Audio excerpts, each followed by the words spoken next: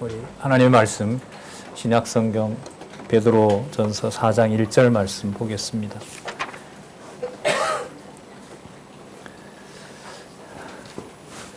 베드로전서 4장 1절 말씀 제가 보겠습니다.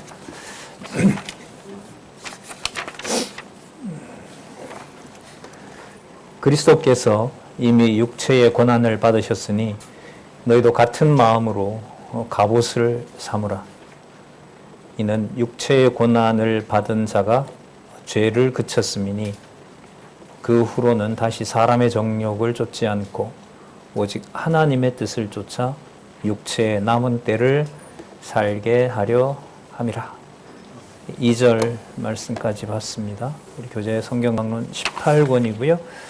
9385페이지에 보시면은 베드로전서 4장 1절부터 5장 14절에 대한 그 제목이 나와 있습니다. 베드로전서가 크게 세 부분으로 나누어지면서 세속주의에 대한 배격을 거룩한 생활을 촉구하는 것으로 알려주는 내용입니다. 그러니까 사실 같은 의미인데요. 거룩한 생활이라는 것이 그리스도의 몸된 교회의 삶을 말하는 겁니다. 그러니까 거룩한 사람 이러면 성도가 되는 거고요.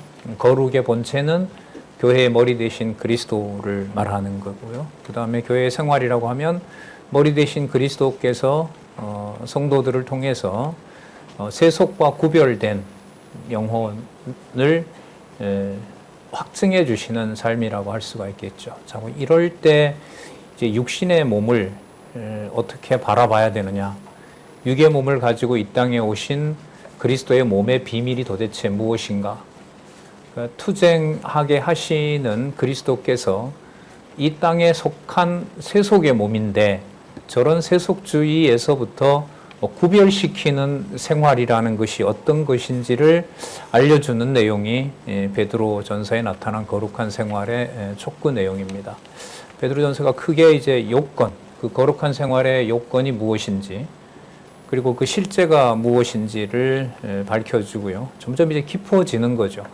깊어진다는 말은 이제 이해의 깊이가 생기는 거고 차원으로 보면은 이 땅에 있는 몸이지만 그 차원은 땅으로 내려가는 것이 아니라 이제 어디로 올라가는 일일까요?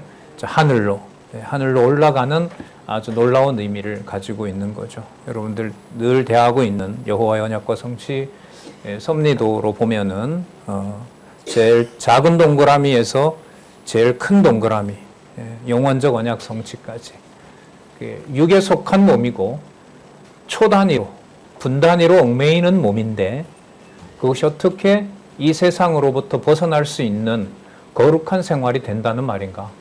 이거는 뭐 질문을 차라리 던지지 않는 것이 편할 수도 있는데 이걸 지금 베드로전서는 알려주고 있습니다.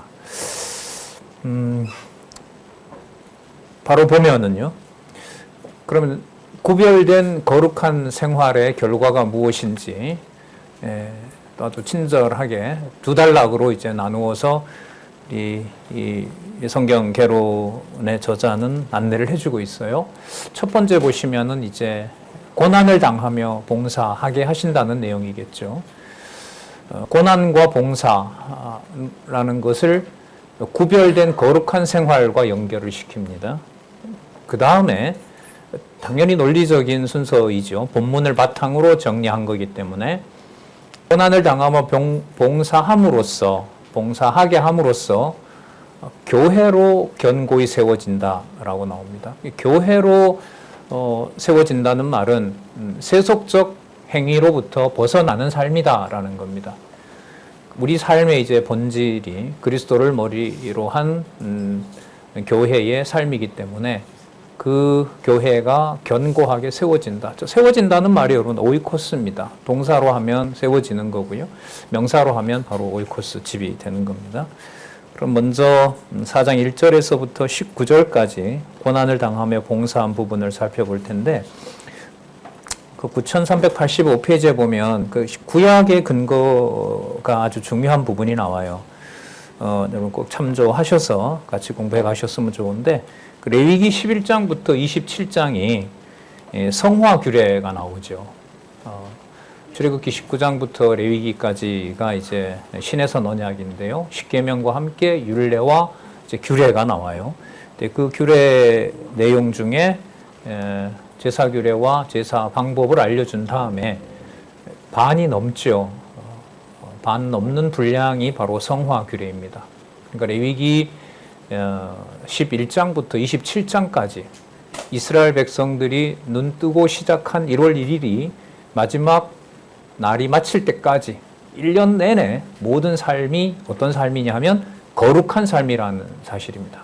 그것을 지금 이 저자는 베드로전서 4장 1절에서부터 5장 14절에 근거로 제시하는 거죠. 당연히 레위기 11장에서부터 27장까지 내용을 상세하게 아는 것이 베드로전서에서 말하는 거룩한 생활의 결과가 무엇인지를 알 수 있습니다. 이런 안내겠죠. 그렇게 여러분들이 공부하시리라고 보고요. 본문으로 들어가서 보도록 하겠습니다. 그러면 어떻게 거룩한 생활의 결과가 열매가 맺혀지냐 하면 고난을 당하며 봉사하게 하시는데요. 조금 전에 2절까지 읽었습니다. 4장 1절에 보면 그리스도께서 이미 육체의 고난을 받으셨는데 육체의 고난을 어떻게 설명하고 있냐면 너희도 같은 마음으로 무엇을 삼으라 그러죠? 예, 이 고난이 갑옷이다 이런 말을 해보신 적 있으세요? 고난 받는 것이 갑옷을 벗기는 겁니까? 아니면 갑옷을 입히는 겁니까? 입히는 거예요, 고난이. 여러분 보다가 예, 강론을 뭐 할 필요가 없어지나 이런 생각도 드는데, 자, 우리가 일상 쓰는 용어들은 아니지요, 사실. 지난 시간에 이제 3장 22절이 어떻게 끝났냐 하면요.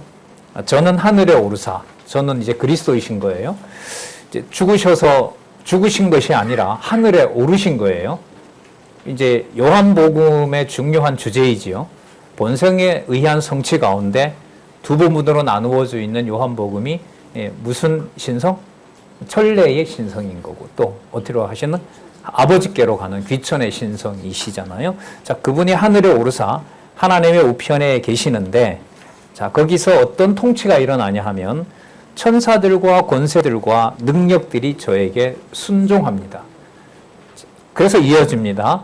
그 그리스도께서 모든 권세가 순복하는 그 그리스도께서 육체의 고난을 받으셔서 아버지 우편에 계시는데 그것이 바로 갑옷을 입은 거라는 거죠.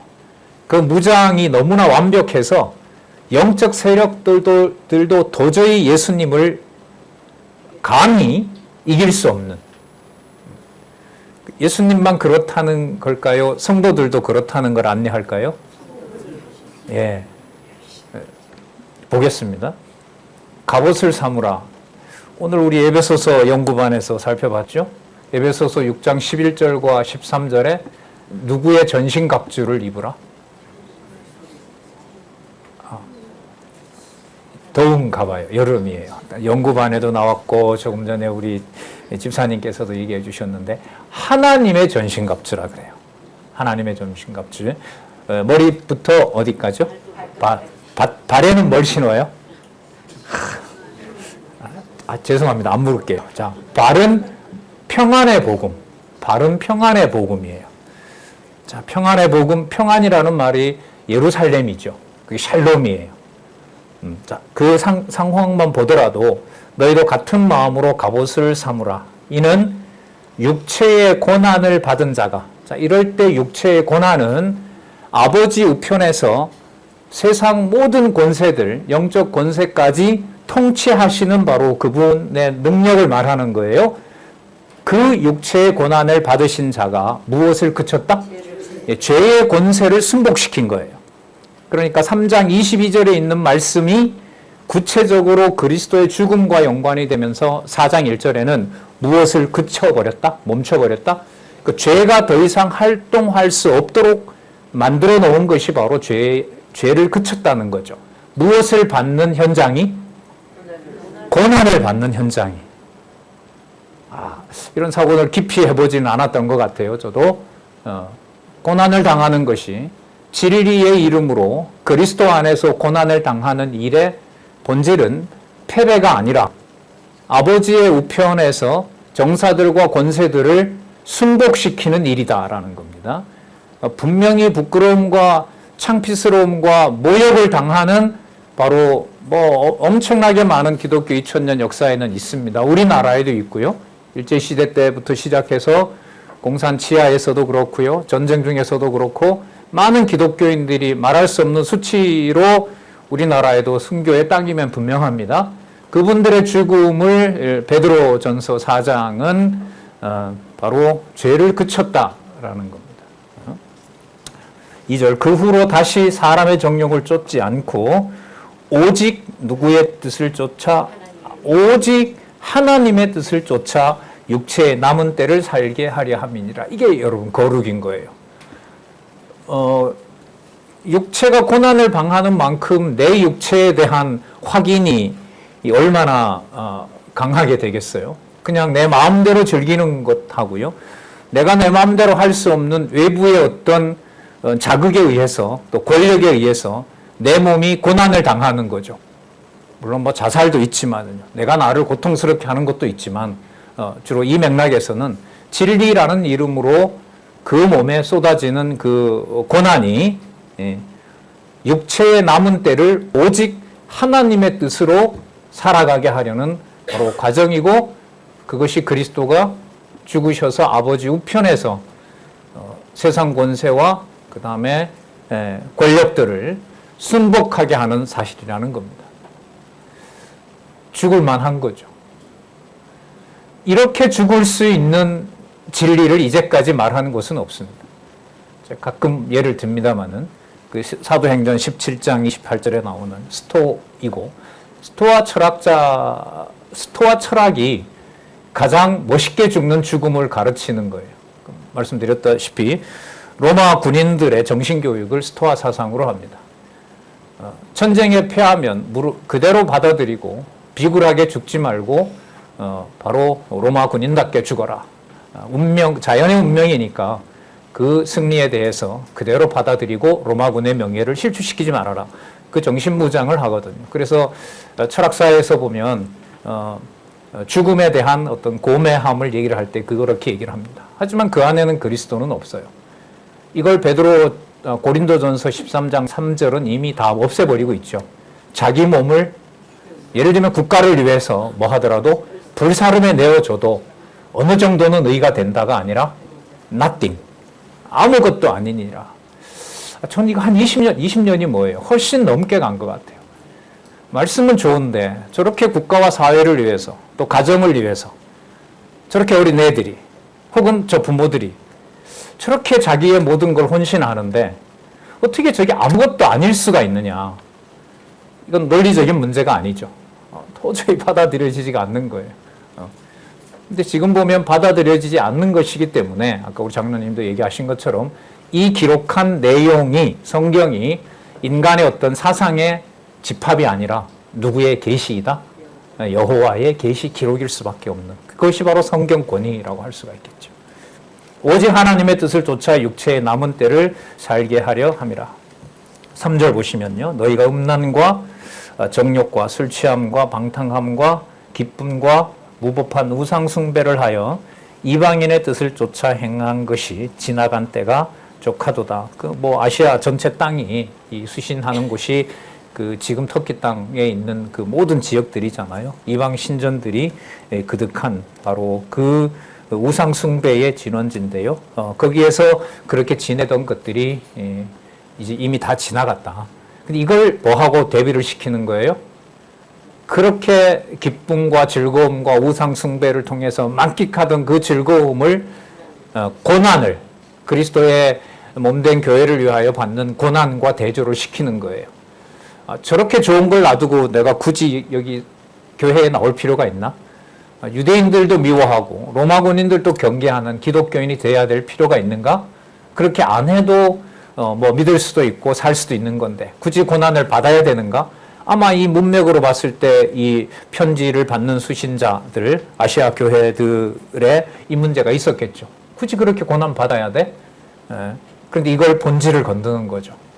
그리스도의 고난이 죄를 끝낸 것이다. 그럼 성화규례라고 하는 것이 무엇을 끝내는 걸까요?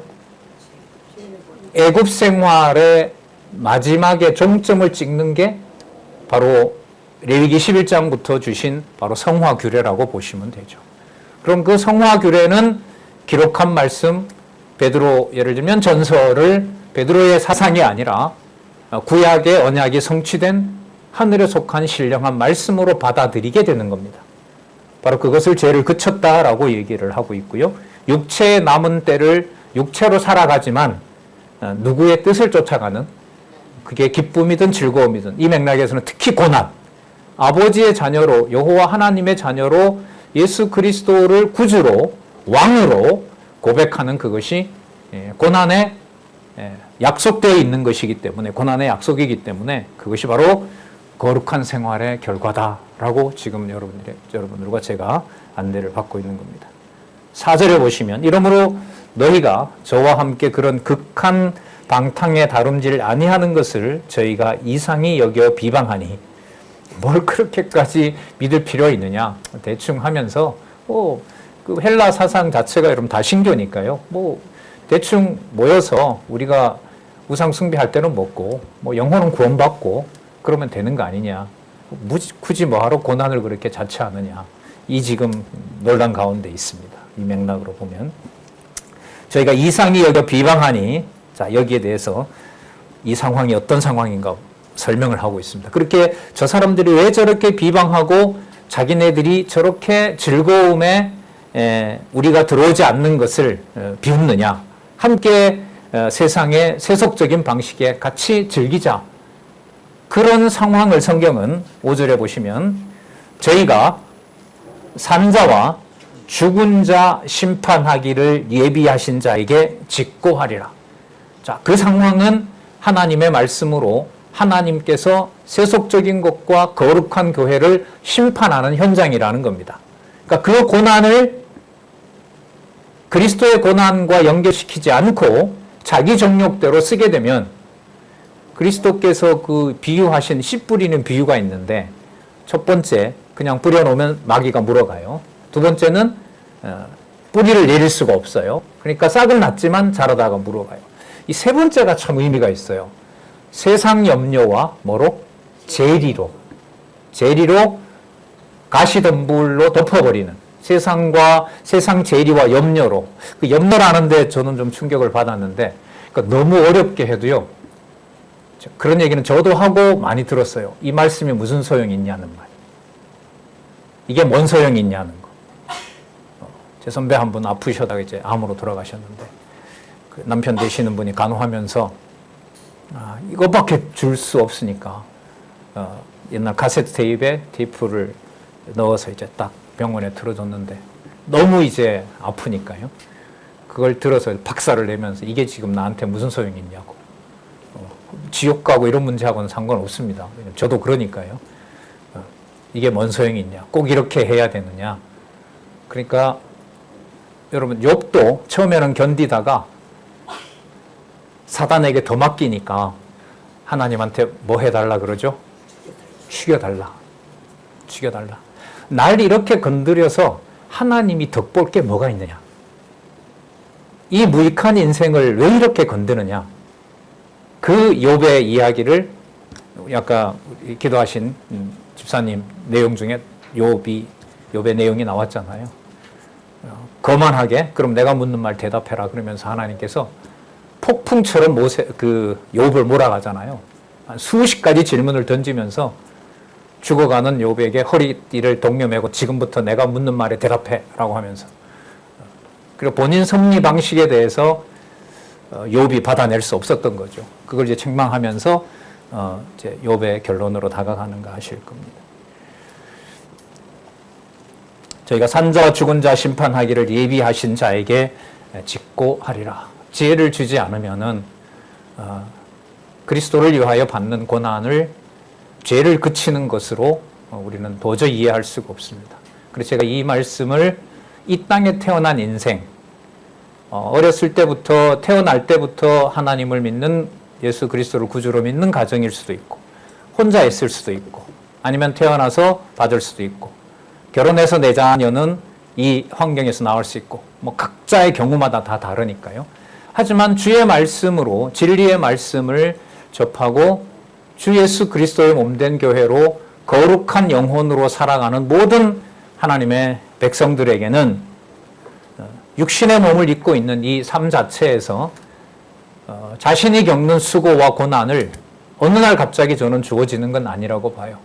이 말씀과 더불어서 인생이 가족들과의 관계에서 기쁜 것보다가는 시간이 지날수록 섭섭한 게 더 많을 수 있잖아요. 힘든 게 더 많고, 이게 가족인가 싶을 정도로 많고, 얼마나 많은 고민이 있습니까? 특히 이제 우리나라요.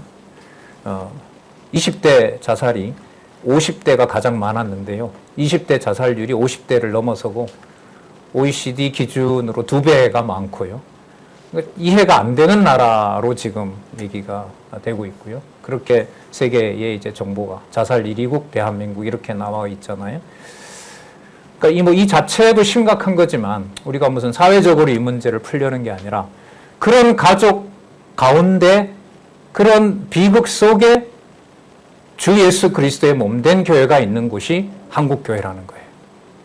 거기에 우리는 지금 베드로전서에 있는 이 말씀을 보고 있는 거죠. 무슨 제목으로요? 무슨 생활? 그런 삶 속에서 도대체 구별된 거룩한 생활이 뭐냐는 거죠. 이게 금방 개선이 되겠습니까? 뭘 내놓는다고 내년에 그 젊은이들의 죽음의 숫자가 뭐 줄어들고 이런 일은 안 일어난단 말이에요, 상식적으로. 그럼 이 가운데 두고 주 예수 그리스도의 몸된 교회의 거룩한 생활이 그러한 험한 상황 속에서 그리스도의 몸된 교회의 거룩함이 어디에 있는 것인가? 내가 그랬고 내 자녀가 지금 그럴 줄 모르고 병든 몸과 함께 남아있는 시간이 절망과 그 가운데서도 내가 성도라는 이름으로 그리스도의 지체와 낙을 이룰 수 있는 여지가 있느냐 과연. 뭐 이분들은 더 하겠죠. 우리는 외부적은 없잖아요. 우리가 기독교를 믿는다고 했을 때 대한민국은 종교의 자유가 있는 나라니까 누구든 터치는 할 수가 없어요. 하지만 이 아시아 교회, 갈라디아나 본도나 사도 바울이 다 지어놓았던 교회예요. 이것도 참 생각해보면 재밌는데 이 베드로전서에 수신하는 곳이 저 이쪽에 본도라는 데만 놔두고는요, 비두니아 이쪽은 전부 사도 바울이 복음을 다 전한 곳이에요. 그런데 이게 시간이 지났겠죠? 베드로가 이 복음을 전할 때는 세워놓은 그 교회가 어떻게 되고 있어요? 고난받고 있는 것이고 타락해가고 있는 것이죠. 그 가운데 거룩함을 또 한 번 알려주는 내용이 이 역사적으로 보면 베드로전서라고 할 수가 있습니다. 자, 좀 더 볼게요. 6절에 볼까요? 이를 위하여 예비하신 자에게 직구하리라. 그러니까 심판주 되신 그리스도에게 악이 무엇이고 불의가 무엇인지, 또 고난받는 것을 피하려고 하는 것이 얼마나 세속적인 것인가, 그런 것을 드러낸다는 거죠. 이를 위하여 죽은 자들에게도 복음이 전파되었다는 겁니다. 이때 죽은 자는 영혼이 죽은 거죠. 영적으로 죽은 자들에게. 그래서 너희들이 극한 방탕에서 살아나게 됐다. 근데 이게 전서 지나고 후서 가잖아요. 후서에 가면 말씀을 처음 듣고 복음으로 돌아온 자가 복음을 세속적 기준으로 쓰면서 돌아오기가 얼마나 힘든지를 베드로후서에서 얘기를 해요. 예를 들면 개가, 기억나실 거예요. 개가 토한 것을 다시 와서 뭐 한다? 먹고, 돼지가 다시 거기에 들어가서 뒹굴고, 예수님 그 복음서에 보면은 사단이 다니다가 깨끗하게 청소가 되어 있는 곳에 와서 타락시켰을 때 나오기가 쉽다, 더 어렵다. 그게 바로 뭐냐면 자기 스스로 이제는 복음을 만났다라고 하는 건데, 그 만난 복음을 누구 소욕대로 쓰는 거예요? 자기 소욕대로 쓰게 내버려 두면 처음 상황이 나중 상황보다가 더 이상 돌아올 수 없게 된다는 거죠. 그 사람들이 누구냐 하면 히브리서의 수신자들인 바로 이스라엘 사람들이에요. 사도 바울을 죽이려고 했던 그 자경단 40명이 유대주의자들이 아니에요. 베드로를 통해서 복음을 들었던 자들이고요. 복음으로 전향한 자들이에요. 근데 그들이 요구하죠. 안식일만은 지켜라. 몇 가지도 없어요. 몇 가지밖에 없거든요. 안식일 지켜라. 뭐 피 같은 거 먹지 마라. 몇 가지 있잖아요. 그거 하면 내가 놔주겠다. 근데 그걸 타협하지 않는 거예요. 그러니까 뭘 받아야 돼요? 고난을 받아야 되는 거죠. 예. 이런 이제 상황에다 두고 거룩한 생활, 거룩성이 무엇인지를 지금 알려주고 있습니다.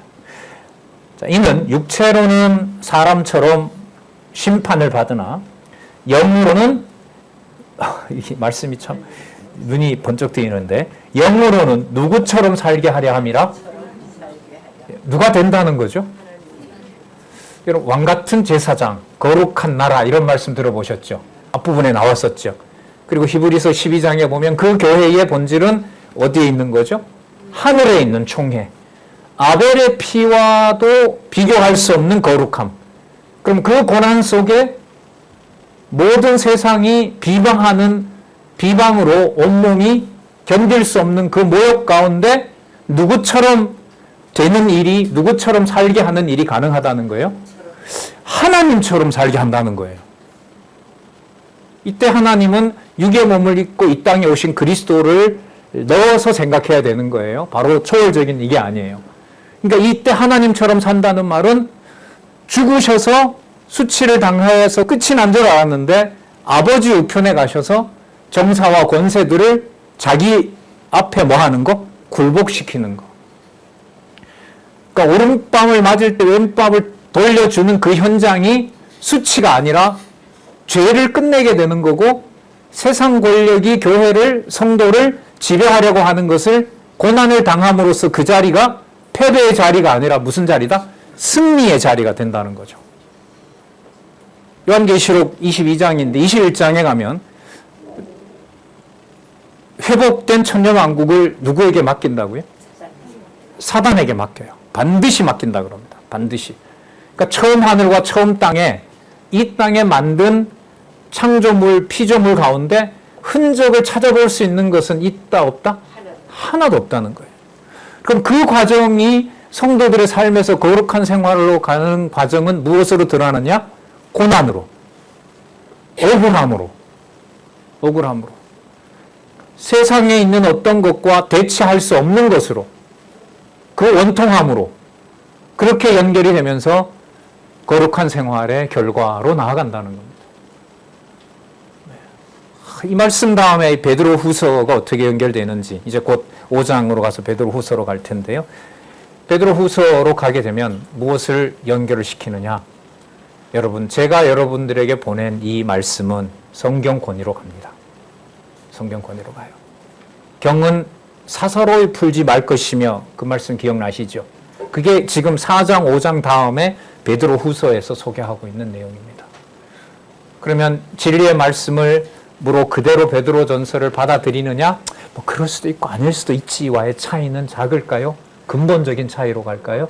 예, 그렇게 앞으로 나아가고 있습니다. 육체로는 사람처럼 심판을 받으나 영으로는 하나님처럼 살게 하려 함이니라. 자, 그러므로 4장 7절에서부터 11절 기도하며 사랑하고 은사대로 공급하는 힘에 의해 봉사합니다. 그러니까 이걸 여러분 그리스도가 하셨다, 그리스도만 하실 수 있다라는 내용은 누구는 할 수 없다는 거죠. 이 세상은 절대로 할 수 없다는 거예요.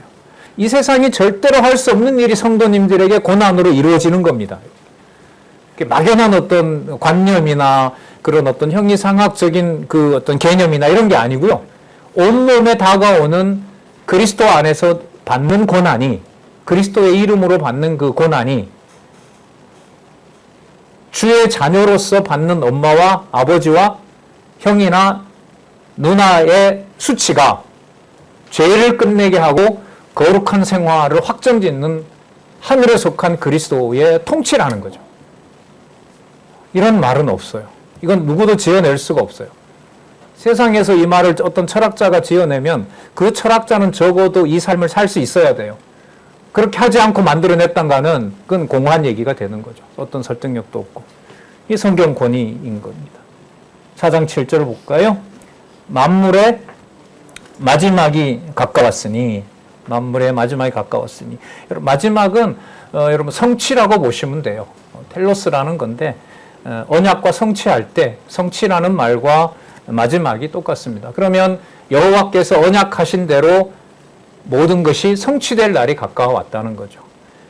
그 복음서에 보시면은 그리스도께서 오시는 것은 승천하신 다음에 이방인의 때를 빼면은 예루살렘 성전이 무너지는 것이 동시에 뭐가 되냐 하면 재림이 돼요. 그 사이에 이방인의 때가 들어가는 거죠. 예. 유대인들의 초기 기독교인들의 이제 성경 해석의 미숙함은 어디 있냐면 예루살렘 성전이 무너질 때 상당히 많은 기독교인들이 곧 예수님 오신다. 마가복음에도 보면은 곧 오시리라고 그랬거든요. 요한계시록에도 곧 오신다고 얘기를 했어요.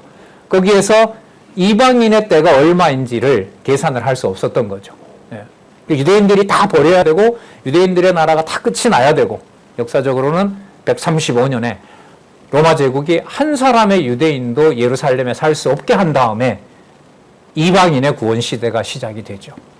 그러다가 1800년이 지난 1945년부터 저기 지금 저 문제의 또 전쟁의 땅인 예루살렘에 이스라엘이라는 국가가 1%가 안 되게 지금 기독교인들이 바로 그곳에 살고 있는 것이 우리가 직면한 역사적 사실이죠.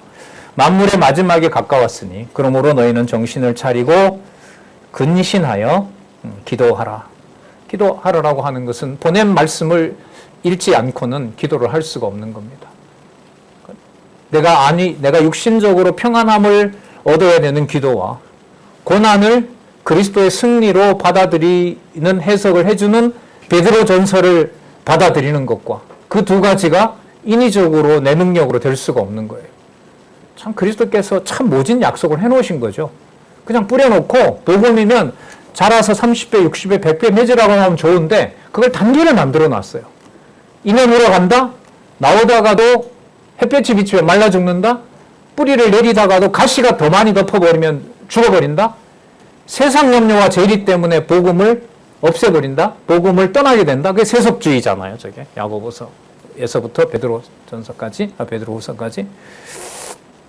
예. 정신을 차리고 근신하여 기도하라. 무엇보다도 열심으로 서로 사랑할지니 사랑은 허다한 죄를 덮느니라. 그리스도를 사랑하는 것과 교회를 사랑하고 지체를 사랑하는 것에 차이가 없다는 얘기죠.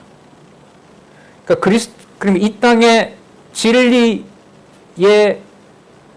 능력으로 진리를 깨닫고 받아야 되는 그 고난이라고 하는 것은 이 땅에 특정한 사람이 아니죠. 가족이 유대인들처럼 원수가 될 수 있고요. 예수님께서 가족을 와시키잖아요. 아버지와 아들, 며느리와 시어머니, 형제와 형제. 본인부터가 벌써 예수님 입에서 어떤 말이 나오냐면 여러분들 아시는 것처럼 제자들이 하도 예수님이 표적 일으키고 유대인들하고 문제를 일으키니까 아마 가족들이 데리러 왔는가 봐요. 그 처음에 초기에 예수님 사역하실 때. 그래서 제자들이 형제들이 왔습니다. 그랬을 때 예수님이 뭐라고 받아쳐버리죠? 예, 누가 내 형제며 내 부모냐? 예수님 스스로 불화를 자초하시는 거죠. 그걸 누가 이해를 할 수가 있겠습니까? 하지만 그런 불화 속에서 받아야 되는 그 고난이 다른 사람이 아닌 유대인 형제들이 로마에다가 넘기면서 그리스도를 죽이는 일이잖아요. 열심으로 서로 사랑할지니 사랑은 허다한 죄를 덮느니라. 이 사랑을 어떻게 윤리적으로 실천할 수가 있겠습니까? 네. 자, 9절에 서로 대접하기를 원망 없이 하고 각자 각각 은사를 받은 대로 또 강조해야겠죠. 누구의?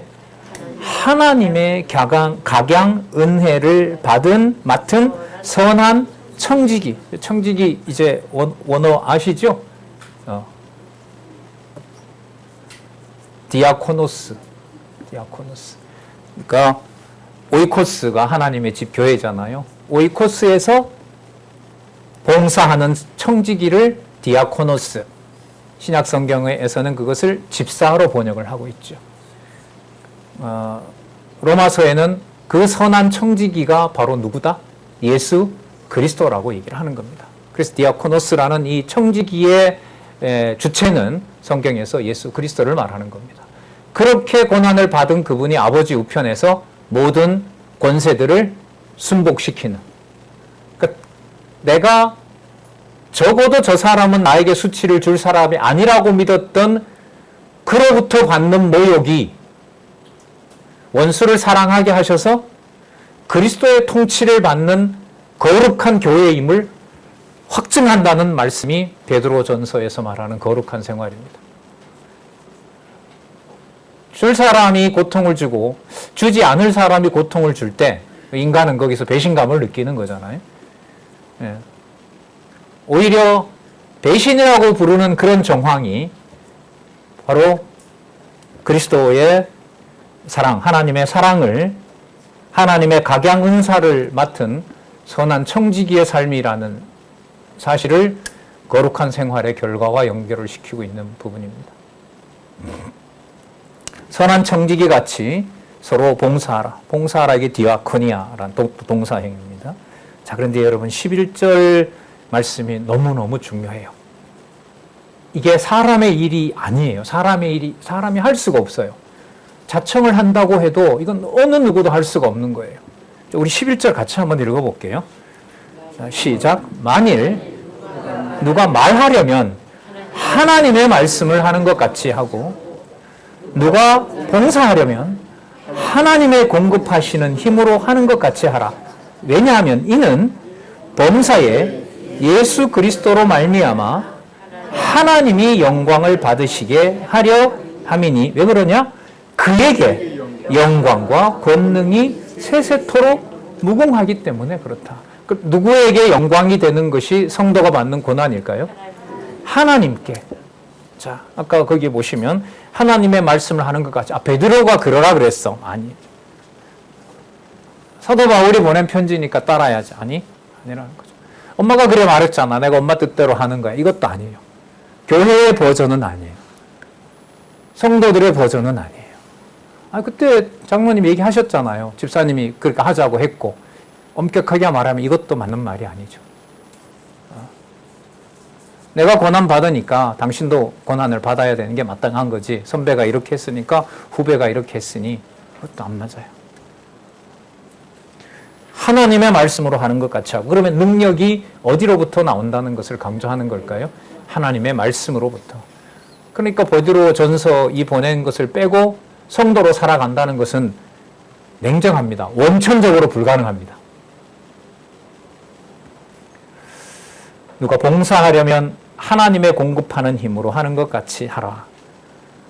그러니까 내 의지로 고난을 견뎌내는 것 같지만 그 힘은 전적으로 누가 공급하시는 하나님의 힘으로, 하나님이 주시는 능력으로, 그리고 하나님이 주시는 능력이 사랑의 열매를 맺을 수 있도록 이끄시는 분은 진리의 말씀을 진리의 말씀과 무관하게 행동하는 것은 아무것도 안 되는. 그러니까 제가 가끔 말씀을 드리는데, 그 똑똑했던 10대 목사 과정의 청소년, 10대 후반의 청소년, 바로 니체라는 바로 청소년이 이 명제를 10대까지는, 사춘기까지는 고분고분 엄마로부터 말씀을 배우다가 아버지는 5살에 돌아가셨거든요. 고등학교에 가서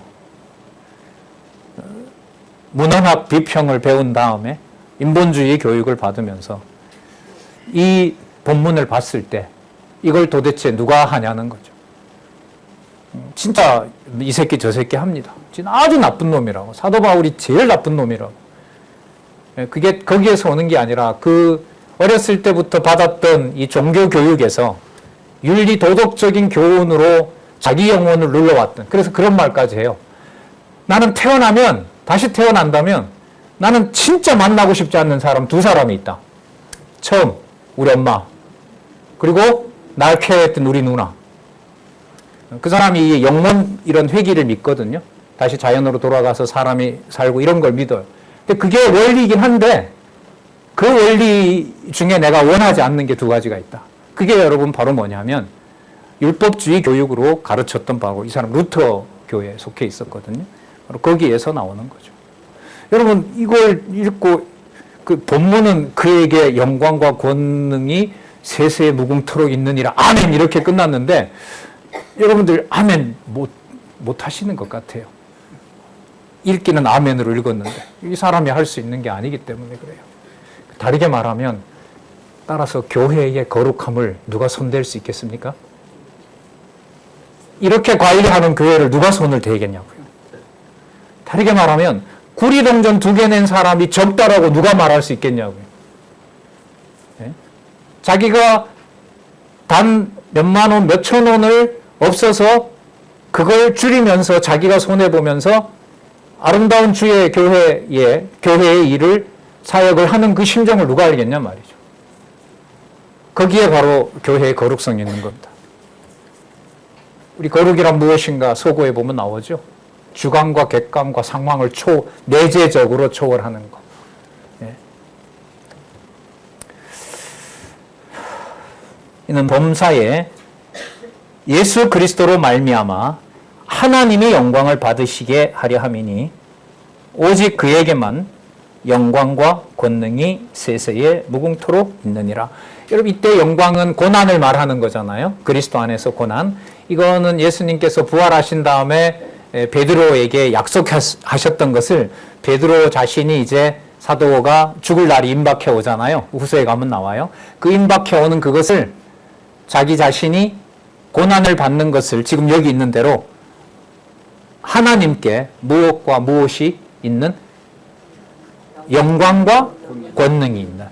그래서 베드로의 말년을 예수님께서 예언하셨을 때 요한복음은 해석을 앞으로 베드로가 어떤 죽음으로 하나님께 영광을 돌리게 됨인 줄 말함이로라. 기억나시죠? 네. 21장의 요한복음에 보면 그걸 그대로 지금 베드로의 개인의 삶을 통해서, 그때 개인은 교회를 배제한 게 아니고요. 그리스도의 사도로서 바로 이 말씀을 성취한다고 할 수가 있겠죠. 자, 그래서 4장 12절에서부터 14절에 보시면은요, 불시험 중에 그리스도의 고난에 참여하여 어떻게 살아가게 하신다?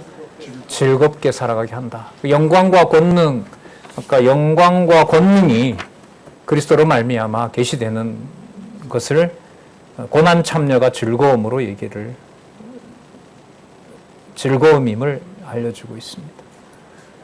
자, 12절에 보면 사랑하는 자들아, 이때 사랑하는 자는 고난을 통해서 하나님의 말씀과 하나님의 능력으로 공급하는 힘으로 살아가고 오직 하나님께만 영광이 되도록 살아가는 사랑하는 자들아, 너희를 시련을 주려고 오는 불시험을 이상한 일로 당하는 것 같이 이상히 여기지 말고, 이상히 여기지 말라는 말씀은 그거 당연한 약속이다는 겁니다. 그리스도의 승천으로 아버지 우편에 앉는 일이 약속이라면 고난이라고 하는 것은 그것은 당연히 기쁨으로 받아들일 수 있는 것이다. 이런 면에서 보면은요, 히브리서 5장에 나왔었죠.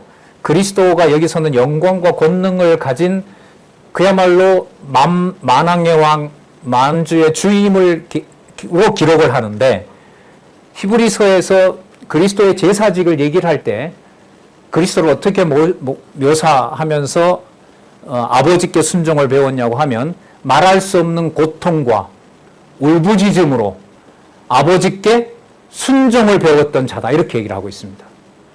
그럼 지금 이것하고 이렇게 연결을 시키면 표면적으로는 여러분들 아시는 것처럼 십자가를 앞에 놓고 예수님께서 아버지요, 아버지요, 이 잔을 하실 수만 있으면 이 잔을 옮겨주십시오. 하지만 내 원대로 하지 마시고 아버지 뜻대로 하십시오. 누가복음의 기록에 의하면 뭐와 뭐가 섞여서 떨어진다고요? 피와 땀이, 그야말로 속이 터지는 거죠.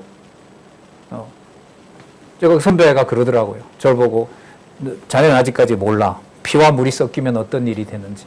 시집생활이 너무 힘들고 모유는 나오지 않으니까 이걸 너무 신경 썼다니까 그 모유에 피가 섞여 나오더라고 얘기를 하시더라고요, 그분이. 그러면서 그 얘기가 자기는 이렇게 들어온다는 거예요. 자, 누가복음에 보면 그리스도가 거기서 이제 하는 거예요. 그걸 히브리서에서는 그리스도가 산제사를 드리고 단번에 제사를 드리는 거예요. 근데 베드로전서에는 그런 얘기를 하지 않아요. 그리스도의 그 고난에 어떤 통곡하고 아쉬움 있고 이런 건 기록하지 않습니다. 하늘 우편에 아버지 우편에 정사와 권세들을 통치하시는 영광과 권능이 충만한 주로 설명을 하는 거예요. 그럼 뭐가 가까운 거죠? 비참하게 죽는 그 죽음과 아버지 우편의 영광스러운 주가 되는 것이 거리가 먼 걸까요? 매우 가까운 걸까요? 이걸 베드로를 통해서 기록한 이 기록 없이 어떻게 알 수 있겠어요? 그런 면에서 말씀을 베드로가 전한 그 말씀이 진리야라는 것과 아니 읽어도 되고 안 읽어도 돼. 이 차이는 그렇죠. 하늘과 땅 차이인 거죠. 의와 불의의 차이인 거고요. 생명과 사망의 차이라고도 할 수가 있겠죠. 불시험을 이상한 일 당하는 것 같이 이상히 여기지 말고 13절, 14절 한번 읽어볼게요. 시작. 오직 너희가 그리스도의 고난에 참여하는 것으로 즐거워하라. 이는 그의 영광을 나타내실 때에 너희로 즐거워하고 기뻐하게 하려 함이라. 너희가 그리스도의 이름으로 욕을 받으면 복 있는 자로다.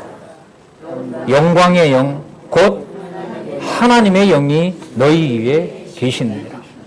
아까 누구처럼 살게 하려 한다고 했었죠. 아까 4장 6절에 육체로는 사람처럼 심판을 받으나 영으로는 하나님처럼 살게 하려 함이라. 14절에 하나님의 영이 너희 위에 있기 때문에 그렇다. 그게 영광의 영이라고 얘기를 하는 겁니다. 예.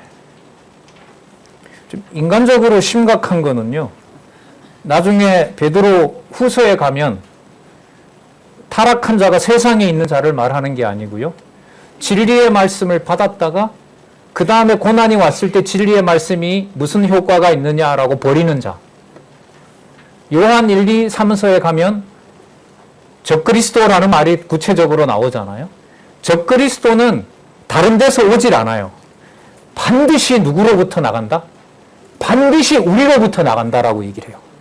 반드시 우리로부터 나간다. 그 적그리스도와 미혹의 영이 항상 교회와 함께 하면서 그리스도의 통치를 받으면서 악인도 악한 날에 사용하게 하세요. 그런데 그 사용하게 하는 것을 내가 견뎠어요. 견뎠는데 내가 의로 견뎠는지 내 욕심으로 견딘 건지 우리가 알 수 있을까요? 없을까요? 베드로전서를 그대로 받는 것은 복이죠. 하지만 받은 그것을 내가 내 의로 베드로가 말했으니까 나도 베드로처럼 살아야 되겠다. 이건 아니란 말이죠. 그래서 여러분 성경 신학에서 차별화되는 이 성경을 해석하고 인식하는 데 있어서 참 인간적으로 불가능하게 만들고 오직 여호와라는 이름으로 여호와 계시로 가게 하는 이 성경 신학의 핵심이 인식의 주관자가 누가 되신다?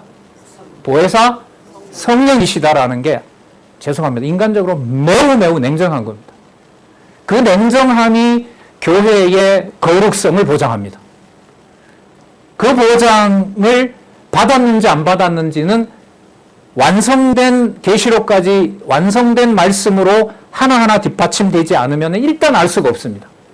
하지만 뒷받침한 것을 믿음으로, 믿음의 행위로, 고난으로, 고난의 봉사로 육체적인 삶을 이끌어가지 않으면 거룩 생활이라고 하는 것은, 거룩한 생활이라 하는 것은 우리에게 원천적으로 불가능합니다. 네. 그런데 이 말씀을 읽고 싶은 마음을 주고요. 이걸 가지고 있는 교회와 성도들의 관계를 전혀 다른 눈으로 보게 하는 진짜 성경 신학을 통해서 우리에게 주신 이 성경의 절대적 권위, 세상의 가치로 보면 절대 가치인 이 진리의 말씀을 볼 수 있도록 해놓은 것이 진짜 너무 감사할 따름입니다. 제가 여러분들도 아마 느끼실 겁니다. 말씀은 좋은데 읽을 때마다 이게 뭐 어떻게 가능한 거예요, 이거 누가 누구에게 읽어줄 수 있는 거야? 오직 너희가 그리스도의 고난에 참여하는 것을 즐거워하라. 이는 그의 영광을 나타내실 때 너희로 즐거워하고 기뻐하게 하련다. 도대체 이게 즐거움과 기쁨이 뭐냐? 너희가 그리스도의 이름으로 욕을 받으면 복 있는 자다. 그러면 내가 고난받을 때 그리스도라는 말만 쓰면 내가 그리스도를 위하여서 고난받는 게 되는가? 예.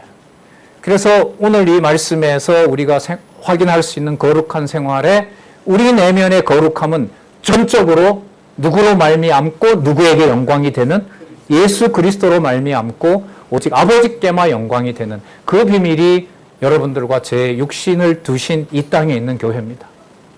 지금은 이런 방식으로 우리 귀한 우리 신앙의 우리 선배들은 그때 6.25 때, 그때 일정시대 때 그렇게 견디게 하면서 인간에게 겪는 배신과 반역과 불신 속에서 교회의 거룩함이 무엇인지를 견뎌오게 하셨고요.